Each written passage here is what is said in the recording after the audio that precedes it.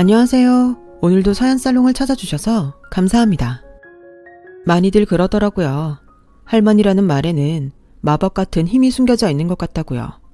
단지 말하거나 생각했을 뿐인데 정겨운 고향 풍경을 떠올리게 하고 때로는 마음을 푸근하게 달래주기 마련이니까요. 특히나 저한테는 남들보다 더욱 향수 짙은 그 말이 바로 할머니예요. 기억도 남아있지 않은 아주 어린 나이에 친부모님을 여인 탓에 할머니 손에서 거의 평생을 자랐거든요.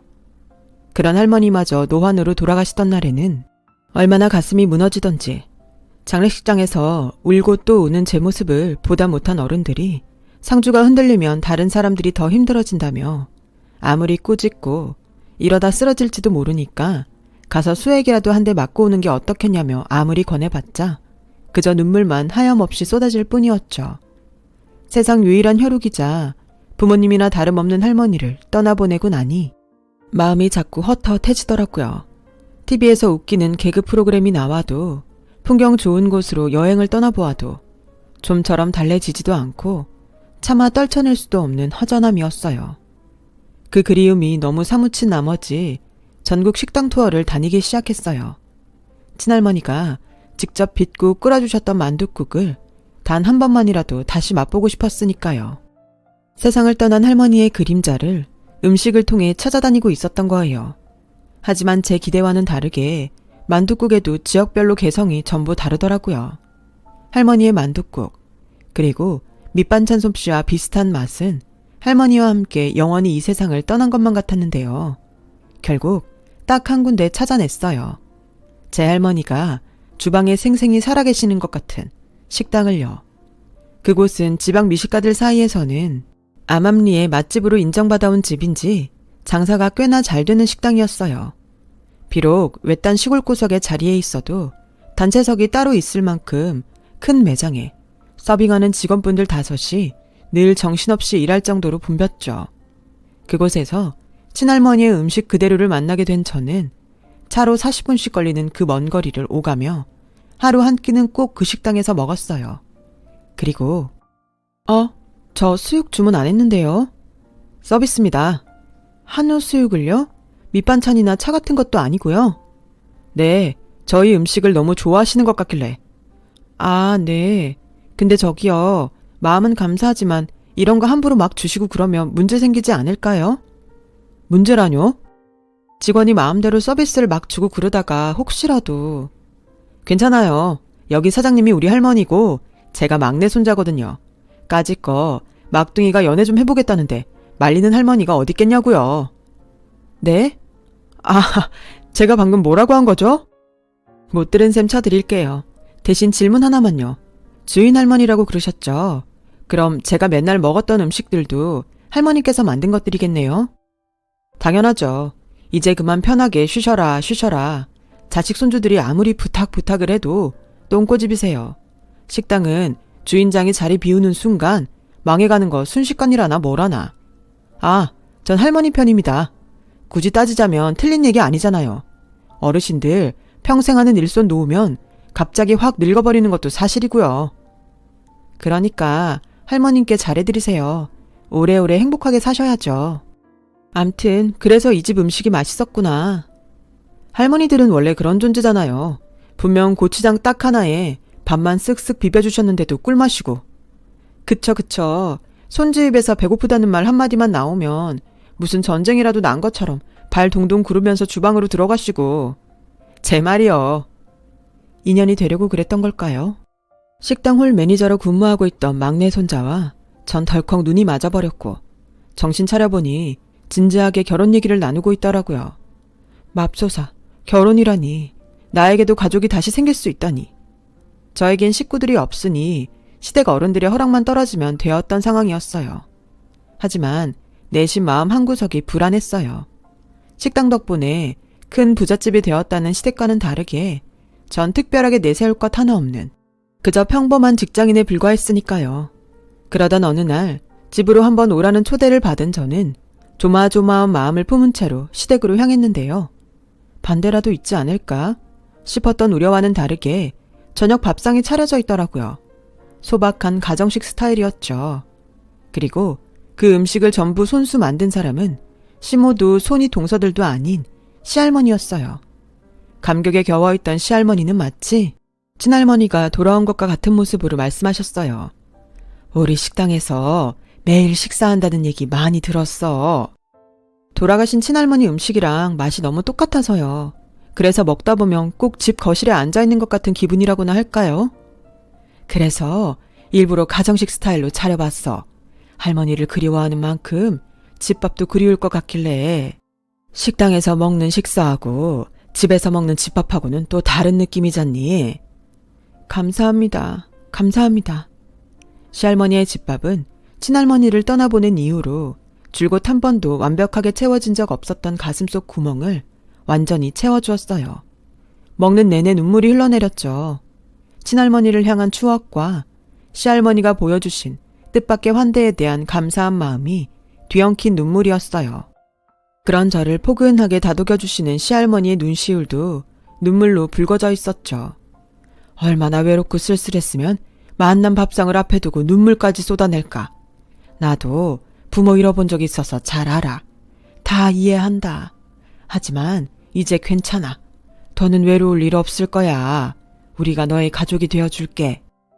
그렇게 결혼을 하게 된 저는 신혼집을 따로 마련하는 대신에 시댁으로 들어갔어요. 요즘 시댁 살림 사는 처자 없다고는 하지만 저한테는 시할머니가 계시는 시댁이야말로 세상 최고의 보금자리였으니까요. 마냥 행복하기만 한 날들이었어요.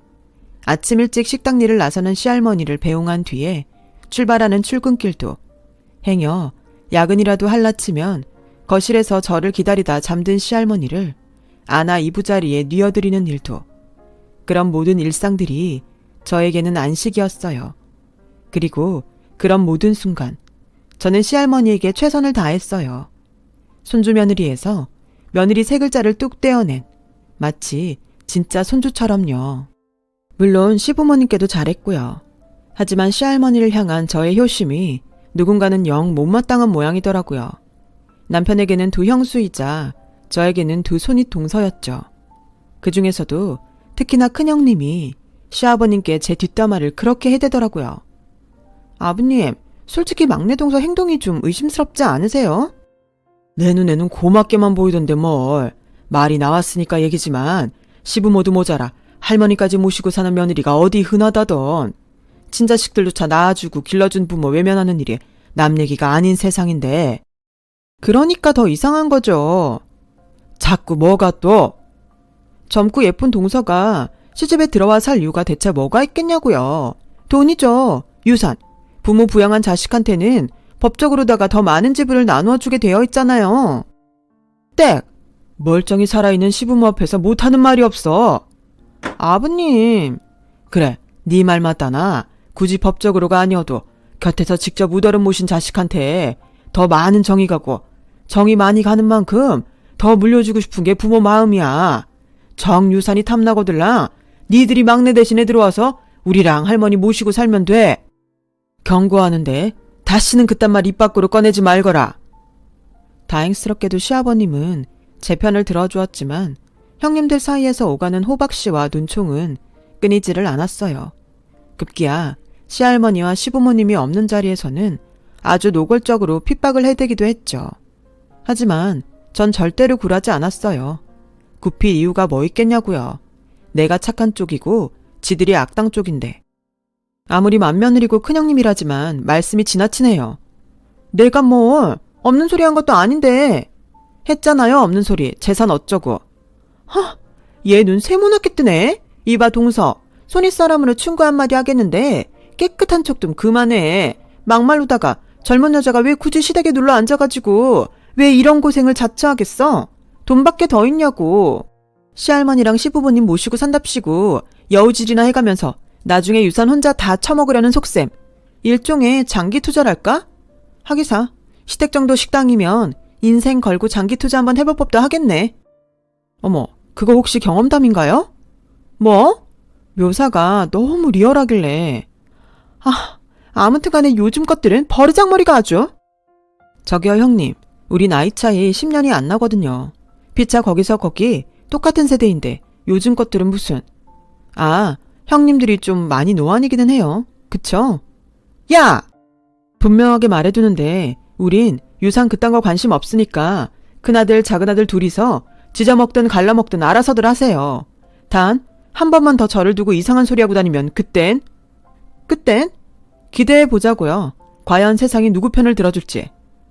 말문이 턱 막힌 채로 허공을 향해 헛웃음만 터뜨리는 동서들의 꼬라지가 어찌나 우습고 통쾌하던지요.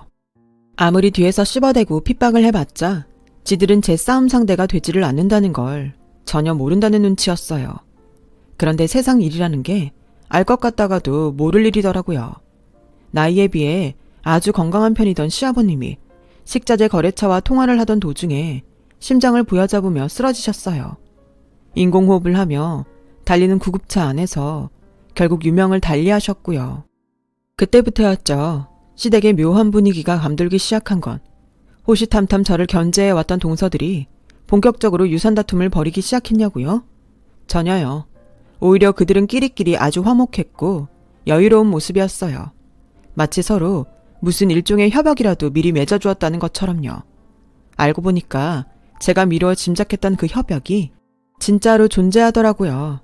미망이 된 시모 사후에 저 빼놓고 모든 유산을 동선의 집들끼리 공평하게 나눠 갖기로 한 협약이요. 뭐 좋아요. 평생을 가난하게 살아와서 그런지 몰라도 유산 아무래도 상관없었고 애초에 관심조차 없었어요.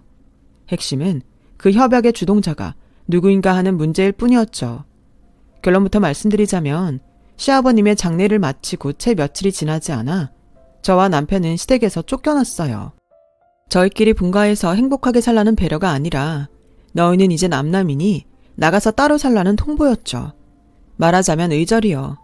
잘못이라고는 눈꼽만큼도 저지르지 않은 저희 부부를 내쫓은 사람은 다름 아닌 시모였어요. 그동안 저를 음해해왔던 동서들의 행동을 뒤에서 조종해왔던 사람도 시모였고 시모 사후에 시댁의 모든 재산을 저희 부부는 쏙 빼고 동선의 집들끼리 나누자는 협약의 주동자 또한 시모였어요. 도무지 그런 상황을 이해할 수 없었던 저는 시모에게 따져 물었어요. 함께 살면서 저희가 할머님과 어머님께 큰 실수라도 했나요? 실수한 거 없다?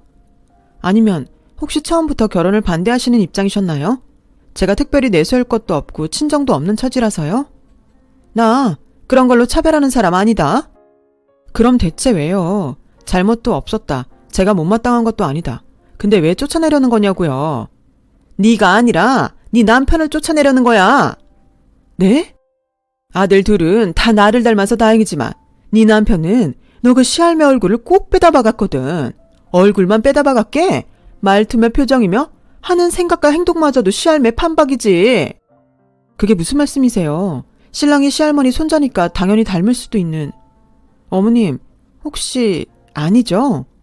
그래, 아니다. 셋 다 내 배 아파 낳은 아들 맞고 네 시아버지 핏줄 맞아.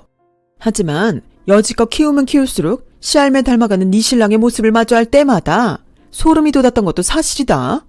죽은 남편 눈치 보느라 표현을 못해왔을 뿐이지.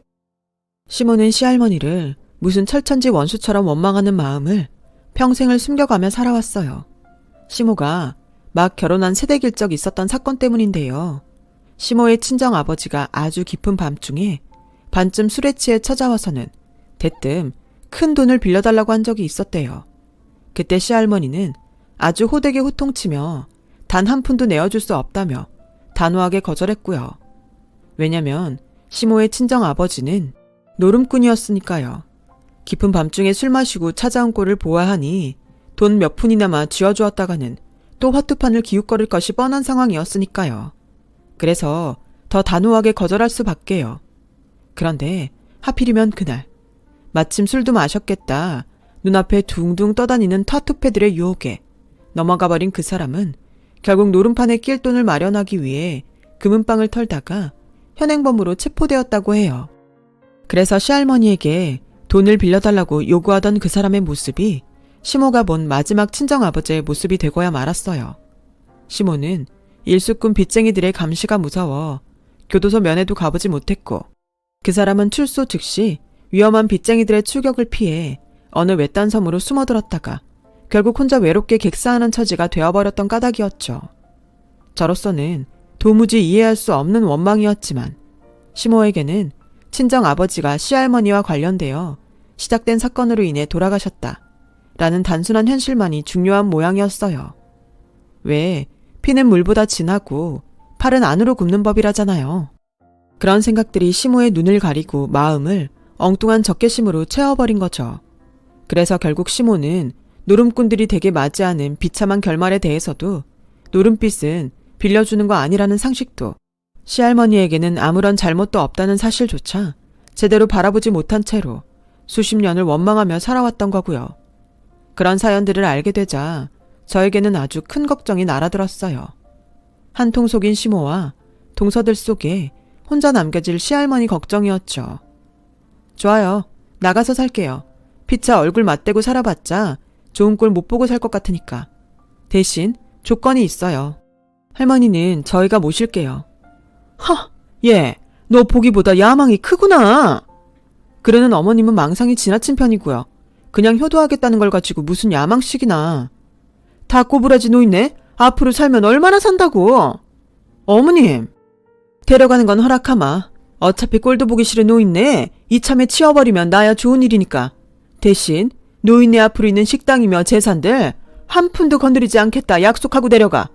노인네 죽고 나면 친정아버지가 당한 일에 대한 피해보상 차원에서라도 내 그 돈 전부 가져가야겠으니까. 그러죠.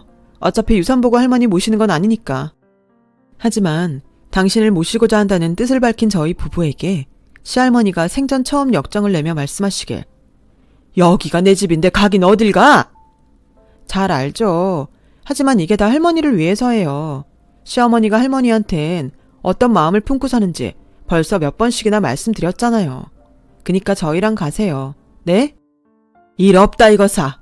꼴 보기도 싫으니까는 이 길로 썩 나가서 다시는 코빼기도 비추지 말거라. 돌변한 시할머니의 모습은 큰 충격이었어요. 대체 뭐가 어디서부터 어떻게 꼬여버린 상황인지 도무지 이해할 수가 없는 일이었죠. 그렇게 저희 부부는 결국 시할머니를 모셔오지도 못한 채로 시댁에서 쫓겨나고야 말았고 저는 한동안 또다시 허전한 날들을 보내야만 했어요. 다행히도 친할머니를 잃었던 때와는 다르게 제 곁에는 남편이 있어준 덕분에 아주 조금씩이나마 허전함을 이겨나갈 수 있었는데요. 그로부터 몇 달 뒤 매섭게 춥던 겨울 직장 업무차 법원에 서류를 떼러 방문했던 저는 누군가와 부딪히고야 말았어요. 그 바람에 누군가의 손에 들려있던 서류가 바닥에 쏟아졌어요. 입으로 연신 죄송하다고 사과하면서 그 서류를 주워주다 보니까 성년 후견인 판결이 확정되었다는 서류더라고요.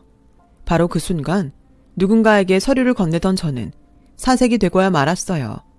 누군가는 시모였고 제가 주워 건넨 서류는 시모를 할머니의 성년 후견인으로 지정한다는 서류였으니까요. 성년 후견인 지정 사유가 제 억장을 무너뜨리고야 말았어요. 치매 걸리셨어요, 할머니가? 그렇다더구나. 덕분에 나만 논았고. 너도 알지? 내가 노인네 성년 후견이 된 그 순간부터 그 인간 재산 전부가 사실상 내 돈과 다름이 없어진다는 거. 덕분에 나야 논았지. 송장 치르기 전에 사실상 상속부터 받은 셈이니까. 상속세도 한 푼 없지. 됐고요. 할머니는요? 괜찮죠? 많이 심한 건 아니죠? 괜찮으면 법원이 성년 후견인 신청을 받아줬겠니?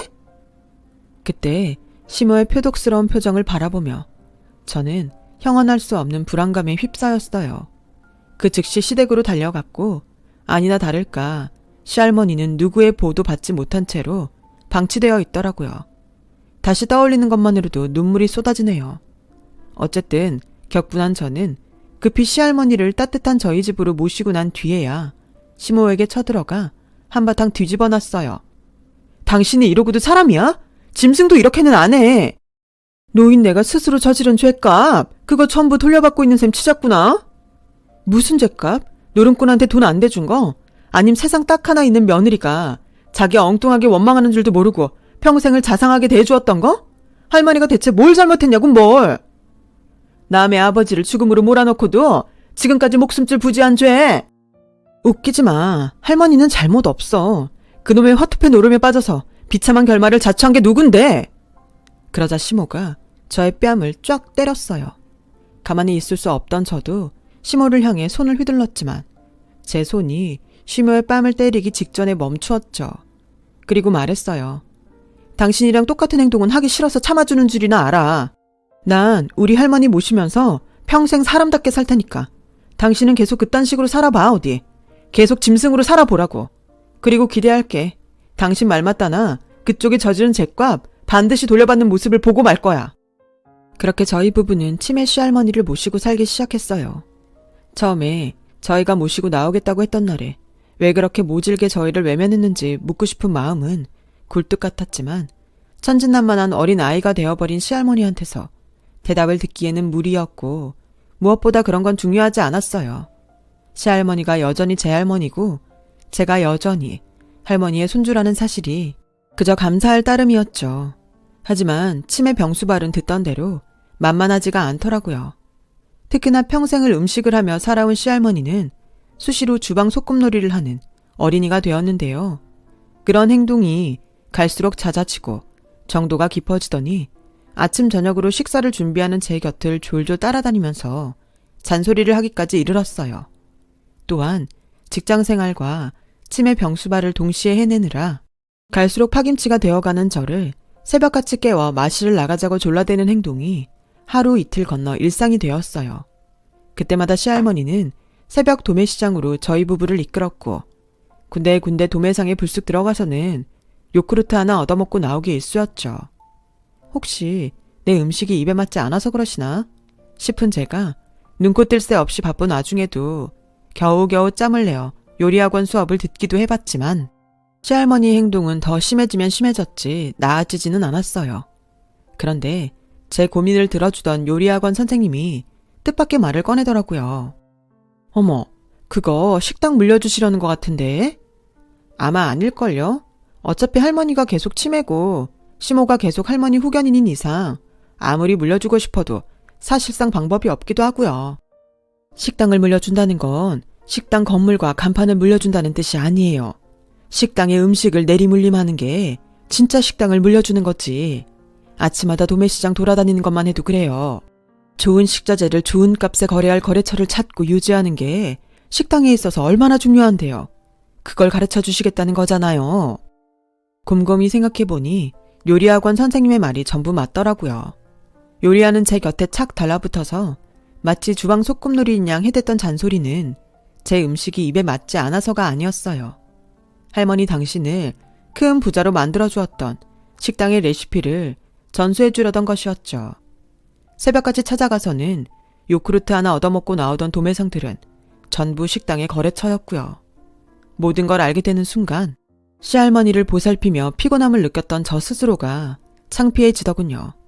시할머니의 행동에 조금만 더 관심을 기울였다면 아무 인연도 없는 도매상 주인들이 할머니에게 요크루트를 대접할 이유가 없을 테니까요. 모든 사실을 알게 된 저는 울며 불며 시할머니를 향해 달려갔고 마침 제정신이 돌아와 있던 참인 시할머니가 저를 꼭 안아주며 말씀하셨어요.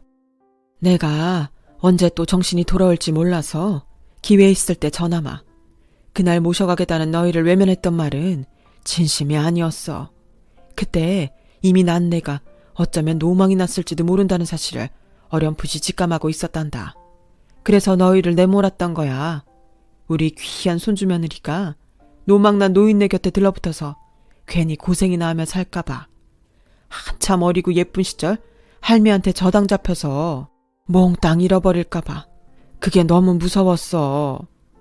스스로를 짐처럼 말씀하시지 마세요. 할머니가 좋아서 그래서 모시고 싶은 거니까요. 할머니랑 오래오래 행복하게 지내고 싶은 마음 저 그거 진심이라고요. 고맙다. 고마워. 제가 감사할 일이죠. 할머니 손주로 살아갈 수 있어서. 때마쳐 시할머니는 다시 어린이로 돌아가셨어요.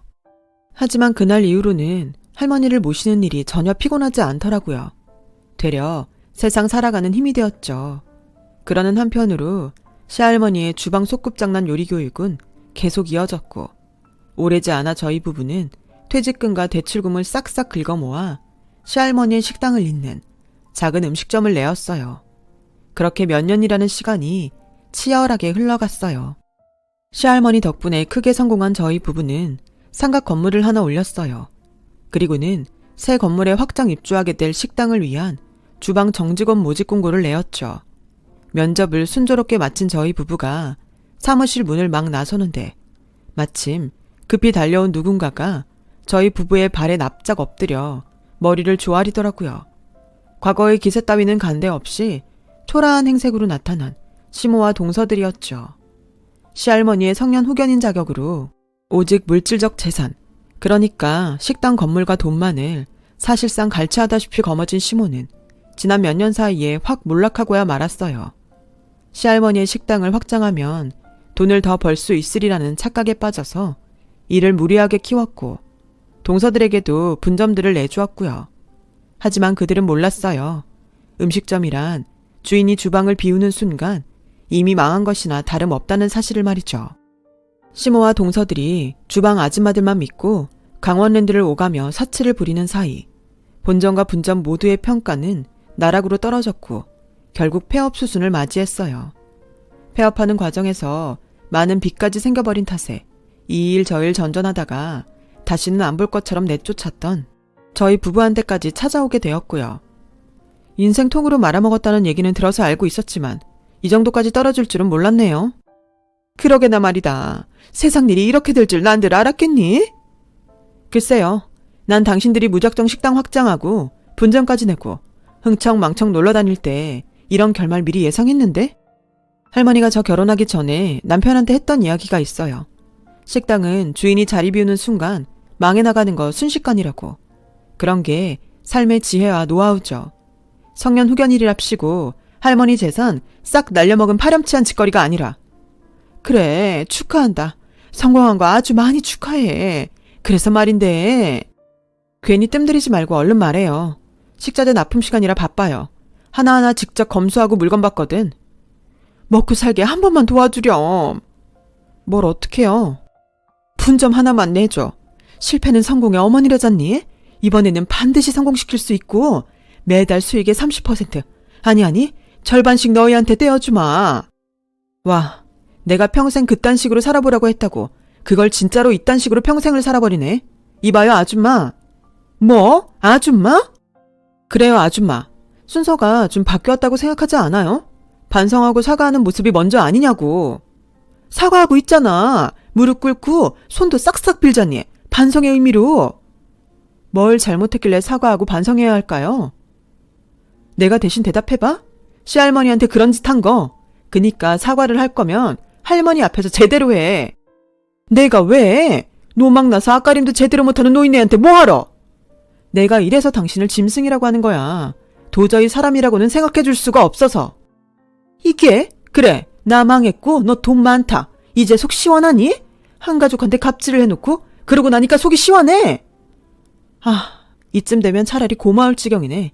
일말의 동정심조차 품지 않게 만들어줘서. 이쯤에서 마무리 짓죠. 할머니가 우리한테 진정한 의미의 식당을 물려준 이유가 뭐겠어. 이 세상 딱 하나. 우리 부부만 당신 자식으로 인정하겠다는 뜻이잖아. 그니까 다시는 우리 앞에 나타나지 마. 할머니가 버린 식구면 우리도 가족으로 인정 안 하니까. 그제야 사태를 파악한 시모와 동서들이 바짓가랑이를 붙잡고 늘어지더라고요. 전 그러거나 말거나 유유히 자리를 떴고요. 그들의 손을 사뿐히 지려밟고 가줄까 하는 생각이 살짝 들었지만 참았어요. 시모와 동서들처럼 짐승 같은 행동을 하고 살고 싶지는 않았으니까요. 제가 그래버렸다는 걸 알게 되면 시할머니가 많이 속상하실 테니까요. 저희는 모든 것이 행복해요. 새로 올린 저희의 건물에 확장한 식당도 비록 사소한 일 하나하나 직접 눈으로 확인하고 책임지는 바람에 몸은 고되고 힘들지만 고객 만족도는 더더욱이 높아져 가고 있어요. 그만큼 장사가 잘 되는 건 덤이기도 하고요. 이대로 몇 년 뒤라면 건물 하나 더 올릴 수 있을 것 같아요. 시할머니는 여전히 잘 지내고 계세요. 저희 곁에서 오래오래 살아주시는 것만으로도 무척이나 감사한 일이죠. 시모와 동서들은 어떻게 되었냐고요? 몰라요. 관심도 없고 알고 싶지도 않아요. 우리 가족에게 관심 갖고 사랑 주는 것만으로도 바쁜 세상. 남남이야 어찌되었던 무슨 상관이래요. 그래도 추측을 좀 해보자면 제 버릇 개 못 준 탓에 어딜 가든 불청객 신세이지 않을까요? 제 긴 사연 들어주셔서 고맙습니다. 여러분 건강이 최고입니다. 모두 건강하세요. 여러분, 사연 댓글에 응원과 현명한 조언 부탁드려요. 좋아요와 구독은 저에게 큰 힘이 됩니다. 오늘도 좋은 일 가득하세요.